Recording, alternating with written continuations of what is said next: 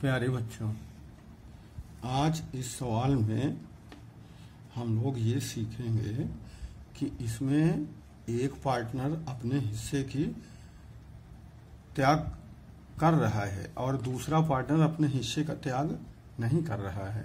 तो ऐसे सवालों में जो पार्टनर अपने हिस्से का त्याग करेगा वो नए पार्टनर द्वारा लाई गई गुडविल को प्राप्त करेगा, और जो पार्टनर त्याग नहीं करेगा उसको उसके गुडविल में से कुछ भी हिस्सा नहीं मिलेगा। यहाँ गौर करने वाली बात यह है कि सवाल में बिल्कुल ये नहीं दिया होता है कि कौन सा पार्टनर अपने हिस्से का त्याग कर रहा है और कौन सा नहीं कर रहा है।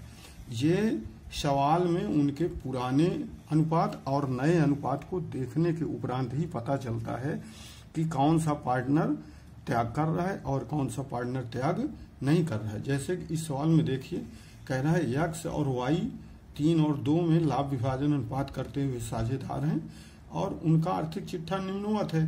जेड को साझेदार के रूप में सम्मिलित करते हैं। फिर नीचे दिया हुआ साझेदारी में प्रवेश की शर्तें निम्नवत हैं। संपत्तियों का पुनर्मूल्यांकन दिया हुआ है, क्षतिकोष दायित्व दिया हुआ है। जेड अपने हिस्से के खैर 15,000 रुपया नगद लाता है। और जो सबसे महत्वपूर्ण बात है वो नीचे कह रहा है कि भविष्य के लाभ हानि का समानुपात एक्स का 2/5, वाई का 2/5 और जेड का 1/5 है। तो यहाँ पे आप देखेंगे कि एक्स का जो रेशियो है 2/5 है और वाई का 2/5 है और जेड का 2/5 है। आप ऊपर जो उनका ओल्ड रेशियो है उनको देखिए, वो भी है एक्स का जो है, इसको समझ लीजिए पहले।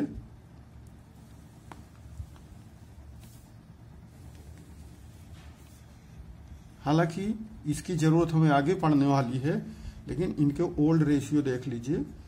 ओल्ड रेशियो क्या है? एक्स और वाई का 3 और 2 है, अर्थात 3/5 और 2/5। ये एक्स का है और ये वाई का है। और न्यू रेशियो दिया हुआ है एक्स का 2/5, वाई का 2/5 और जेड का 1/5। देखें, इसमें जो रेशियो यहाँ पर है वाई का 2/5 और यहाँ भी 2/5 है। ये एक्स का है, ये वाई का है, ये जेड का है। और इसके रेशियो में परिवर्तन हो गया है। इसका पहले रेशियो 3/5 था, अब 2/5 हो गया, अर्थात इसने अपने हिस्से से जेड को दिया है। इसलिए यहाँ क्या निष्कर्ष निकलता है कि भविष्य में जो भी ख्याति की रकम जेड लाएगा वह एक्स को मिलेगी। इसका ध्यान रखना है। ये नोट हो गया कि भविष्य में यदि नया पार्टनर कुछ भी गुडविल के रूप में लाता है तो वो पूरी की पूरी एक्स को मिल जाएगी, वाई को नहीं मिलेगी। इसलिए कि वाई का रेशियो जो पहले था 2/5 वो अब भी है। तो इस बात को आप ध्यान रखेंगे। आइए हम लोग रिवैल्यूएशन अकाउंट लगाते हैं। संपत्तियों का पुनर्मूल्यांकन कह रहा है भवन 36,000, भवन पहले 16,000 का था, यानी भवन क्या हुआ? बढ़ गया। इधर रख दीजिए बाई बिल्डिंग अकाउंट। चूंकि आप जानते हैं यदि संपत्तियां बढ़ती हैं तो वो बाई साइड जाती हैं। कितनी संपत्ति बढ़ गई? 20,000 बढ़ गई। अब कह रहे हैं रहतिया हो गया 32,000 का था, पहले रहतिया था 24,000 का, अब रहतिया बढ़ गया। यानी स्टॉक कितना बढ़ गया? 8,000 से स्टॉक बढ़ गया। फिर कह रहा है श्रमिक क्षतिपूर्ति का दायित्व 6,000 रुपया निर्धारित किया गया। पहले देखे कितना है? पहले 8,000 था, यानी लायबिलिटी कम हुई। लायबिलिटी जब कम होती है तो किधर जाता है? ये बाई साइड में जाता है। वर्कमैन्स कंपनसेशन है ना, वर्कमैन कंपनसेशन फंड अकाउंट कितना घट गया, पहले 8,000 था, 8,000 से लायबिलिटी घट करके 6,000 हो गई, यानी 2,000 का फायदा हुआ। अब जो है जेड अपने ख्यात की रूप नगद लाएगा और इसमें कुछ भी नहीं है, तो एक ही साइड में है, इसमें डेबिट साइड में कुछ भी नहीं लिख दिया हुआ है, तो इसको जोड़ डालिए। इधर आके आपका 30,000 और इधर भी आ गया 30,000। अब ये आ गया profit transfer to partner capital account, और पार्टनर है आपके एक्स और वाई। तो इस 30,000 को एक्स और वाई में 3 और 2 के रेशियो में बांटना है। तो एक्स को मिल जाएगा 18,000 और वाई को मिल जाएगा 12,000, है ना। इसको किस रेशियो में बांटना है, 3 और 2 के। इस 30,000 का 3/5 और 30,000 का 2/5, इस तरह से 18,000 और 12,000 आपका आ जाएगा। इसलिए इस तरह से आपने निकाल लिया, रिवैल्यूएशन अकाउंट निकाल लिया। अब आपको निकालना है पार्टनर्स कैपिटल अकाउंट। अब पार्टनर्स कैपिटल अकाउंट हम लोग निकालते हैं, तो आइए बनाते हैं पार्टनर्स कैपिटल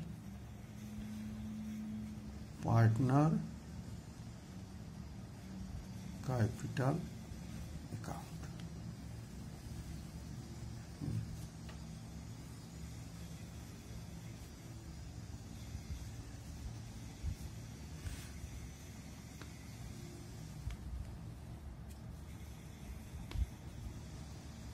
पार्टिकुलर, ये आप जानते हैं जितने पार्टनर होंगे उतने कॉलम होंगे, एक्स वाई और जेड। इसी तरह से इधर पार्टिकुलर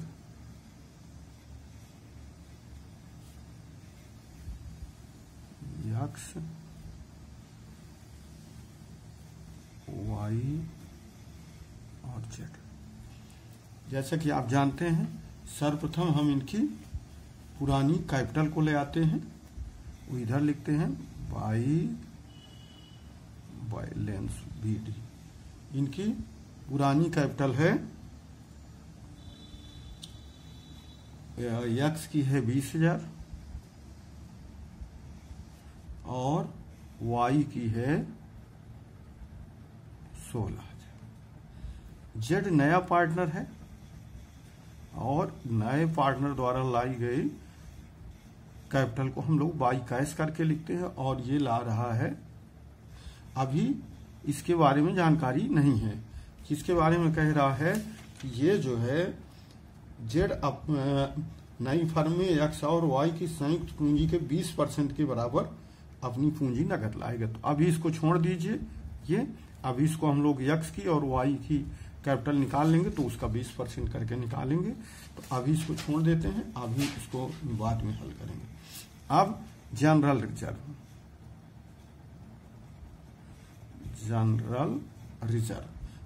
रिजर्व को बांट दीजिए पुराने रेशियो में 3 और 2 के। तो एक्स को मिलेगा 19,200 और वाई को मिलेगा 12,800। इसी तरह से उनके जो प्रॉफिट हैं, जो आप रिवैल्यूएशन अकाउंट में निकाल चुके हैं, तो उसको लिखेंगे रिवैल्यूएशन अकाउंट। एक को मिल रहा है एक्स को 18,000 और वाई को मिल रहा है 12,000। और अभी जैसा कि आपने ये निकाला हुआ है कि भविष्य में जो भी ख्याति की रकम जेड लाएगा वो एक्स को मिल जाएगी। क्यों एक्स को मिल जाएगी? क्योंकि वाई ने कोई भी त्याग नहीं किया है। जो भी त्याग किया है वो एक्स ने ही किया है, वाई ने त्याग नहीं किया। इसलिए पूरी की पूरी रकम जो नया पार्टनर लाएगा, जेड लाएगा, वो पूरी की पूरी रकम किसे मिल जाएगी? एक्स को मिल जाएगी। ये आप देखें तो यक्स को ये पूरी की पूरी रकम हमने दे दिया। यहाँ ये ध्यान देने वाली बात है कि वाई ने कोई भी त्याग नहीं किया, इसलिए जेड द्वारा लाई गई जो गुडविल है उस पर कोई भी हिस्सा उसको नहीं मिलेगा और संपूर्ण हिस्सा जो त्याग करता है उसे मिल जाता है। इसलिए यहाँ पर हमने वाई को कुछ भी नहीं दिया है और संपूर्ण गुडविल जो है यक्स को दे दिया है। अब इसमें जोड़ मार दीजिए।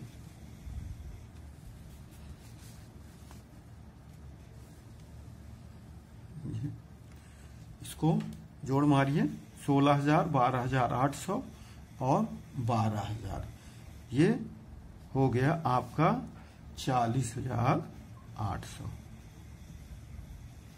और 20,000, 19,200, 18,000 और ये 15,000 है। 15,000 ये मिला करके हो गया हमारा, इसको जोड़ेंगे तो ये हो गया 72,200। अब यहां कह रहा है कि यक्स और वाई की रकमों का 20%। अब यहां जेड की पूंजी, यक्स की पूंजी ये 72,200 प्लस वाई की पूंजी 40,800 का 20%, अर्थात ये आप जोड़ दिए तो ये हो गया 1,13,000 का 20%, अर्थात 1/5, तो ये हो गया 22,600। ये 1/5 इसका करेंगे तो 22,600 आ गया। अब यहाँ पर ये जो रह गया था यहाँ पे 22,600 रख दीजिए, ये ठीक है ना। ये क्योंकि एडजस्टमेंट में कह रहा है कि एक्स और वाई जो भी पूंजी लाएंगे उनका 20% जेड लाएगा, तो ये हमने यहाँ पे 20,600 लिख दिया और 20,600 यहाँ रख दिया। अब 20,600 इधर रख दीजिए जेड के कॉलम में, 20,600, 40,800, 72,200 और यहाँ पे 2 वायलेंस CD 72,200, 40,800, 20,600, ये आपने लिख दिया।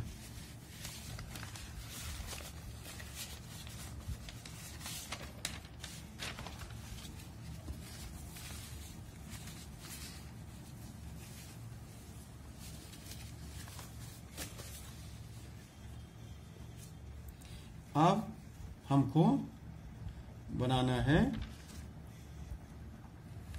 बैलेंस शीट और कैश बुक, तो पहले कैश बुक बना लीजिए।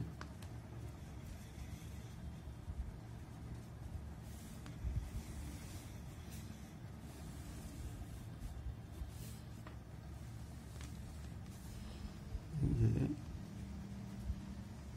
पार्टिकुलर अमाउंट रुपीज में और ये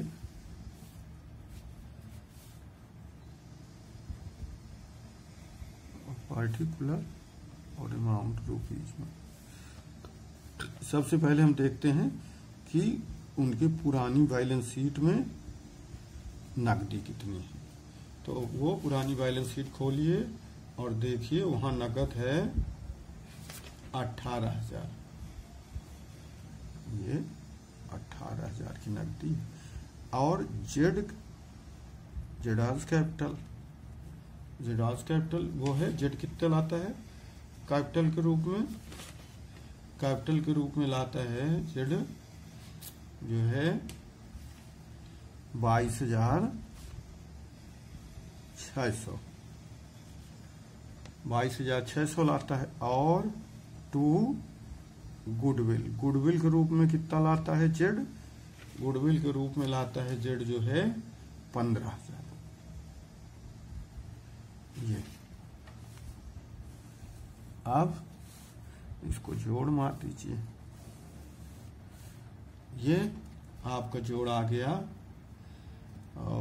18,000, 22,600, 15,000, 55,600। इसको इधर रख दीजिए 55,600 और ये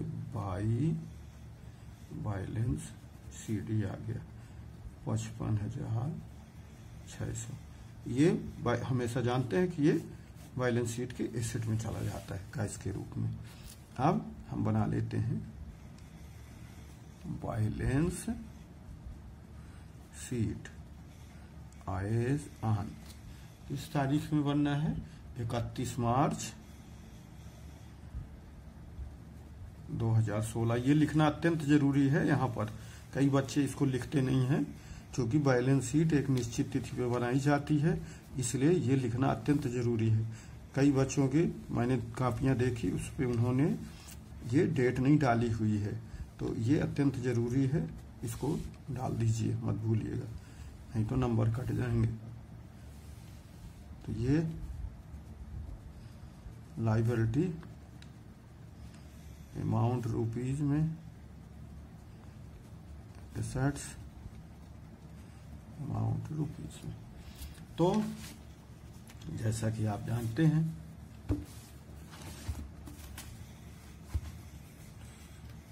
सबसे पहले हम यहाँ कैपिटल लिखते हैं, एक्स की, वाई की और जेड की। तो एक्स की कैपिटल है आपकी 72,200, चाहे यहां लिख दीजिए और चाहे यहां लिख दीजिए 72,200। वाई की कैपिटल है 40,800 और जेड की कैपिटल है 22,600। सॉरी, यहां लिखते हैं, फिर जोड़ करके यहां लिखना पड़ेगा। अंदर लिखेंगे तो आपको जोड़ना नहीं पड़ेगा। अब लेनदार देखिए कितने के हैं। क्रेडिटर हैं 24,000 के, क्रेडिटर हैं 24,000 के, लेनदार हैं 24,000 के। अब वर्क्समैन कंपनसेशन फंड,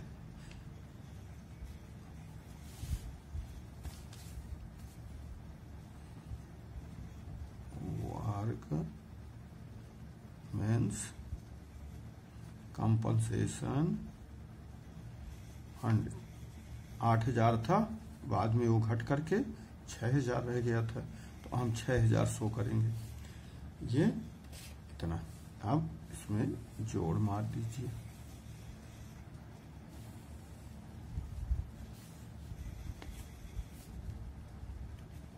और आइए एसेट साइड में कैश दिखाएंगे। तो कैश है हमारा 55,600। स्टॉक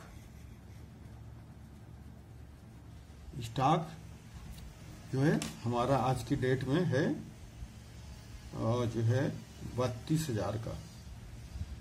पहले स्टॉक था हमारा 24,000 का, लेकिन आज हो गया ये 32,000 का।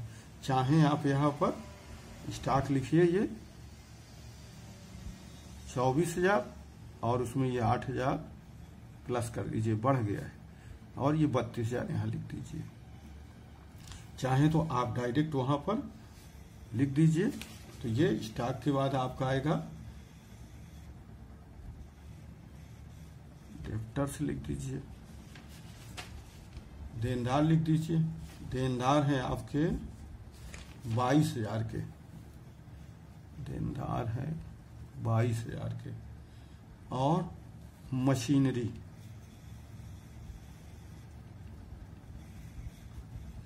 मशीनरी है आपकी 20,000 की। और बिल्डिंग बिल्डिंग है आपके 36,000 के, पहले बिल्डिंग थी 16,000 की, तो ये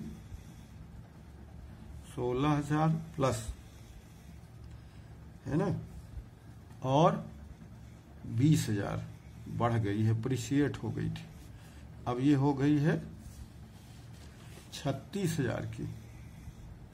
तो ये आपने लिख लिया, कैश 55,600, स्टॉक 32,000, डेप्टर्स 22,000, मशीनरी 20,000 और बिल्डिंग 36,000।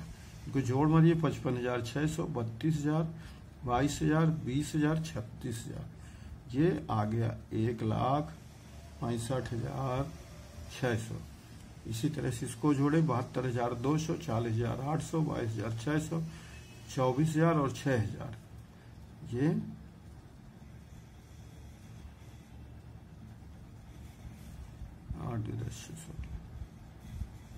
ये भी आ गया 1,65,600। इस तरह से आपने इस सवाल में देखा। इस सवाल की खास बात यह है कि इसमें किसी एक पार्टनर द्वारा अपने हिस्से का त्याग नहीं किया जा रहा है। तो जब एक पार्टनर द्वारा हिस्से का त्याग नहीं किया जा रहा है, एक द्वारा किया जा रहा है, तो जो त्याग नहीं करेगा उसे नए पार्टनर द्वारा लाई गई गुडविल में से कुछ भी हिस्सा नहीं मिलेगा। इस सवाल की यही खास बात है, इसको ध्यान रखिएगा। जो पार्टनर त्याग नहीं करेगा उसको कुछ भी नहीं मिलेगा। इस वीडियो में इतना है, नेक्स्ट अगली वीडियो।